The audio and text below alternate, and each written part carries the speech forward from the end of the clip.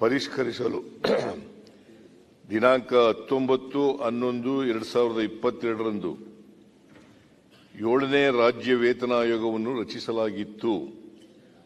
ಅದರಂತೆ ವೇತನ ಆಯೋಗವು 24/3/2024ರಂದು ವರದಿ ಸಲ್ಲಿಸಿರುತ್ತದೆ.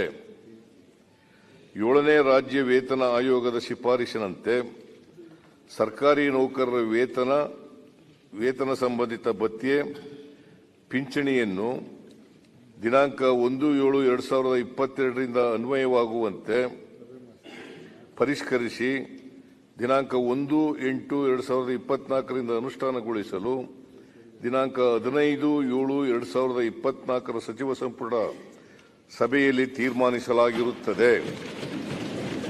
ಅದರಂತೆ ದಿನಾಂಕ 1/7/2022ಕ್ಕೆ ನೌಕರರ ಮೂಲ ವೇತನಕ್ಕೆ ಶೇಕಡಾ 31% ತುಟ್ಟಿ ಭತ್ಯೆ ಮತ್ತು ಶೇಕಡಾ 27.50% ಫಿಟ್ಮೆಂಟ್ ಸೇರಿಸಿ ವೇತನ ಮತ್ತು ಪಿಂಚಣಿಯನ್ನು ಪರಿಷ್ಕರಿಸಲಾಗುವುದು.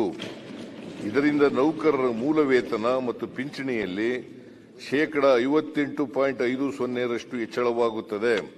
ಮನೆ ಬಾಡಿಗೆ ಭತ್ಯೆಯಲ್ಲಿ ಶೇಕಡಾ 30% ಹೆಚ್ಚಳವಾಗುತ್ತದೆ. ನೌಕರರ ಕನಿಷ್ಠ ಮೂಲ ವೇತನವು ರೂ.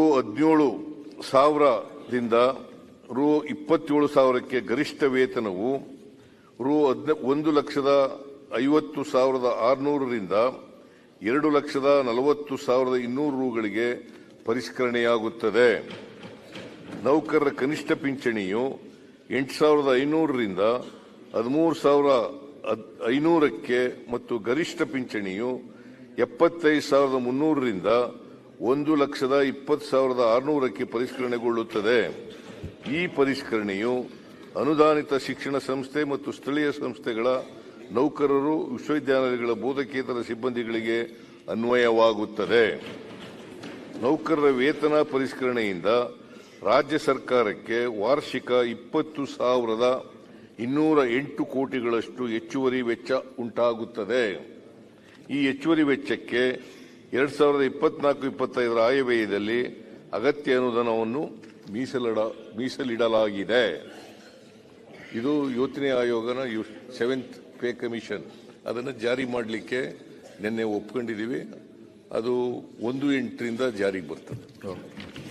ಎಲ್ಲ ನಾವು ಕೂಡ ಅಭಿನಂದನೆ, ಇಡೀ ನಮ್ಮ ಸರ್ಕಾರ ನೌಕರರ ಪರವಾಗಿ ನಾವು ಕೂಡ ಅಭಿನಂದನೆ ಸಲ್ಲಿಸ್ತೇವೆ ಸದನವೇ.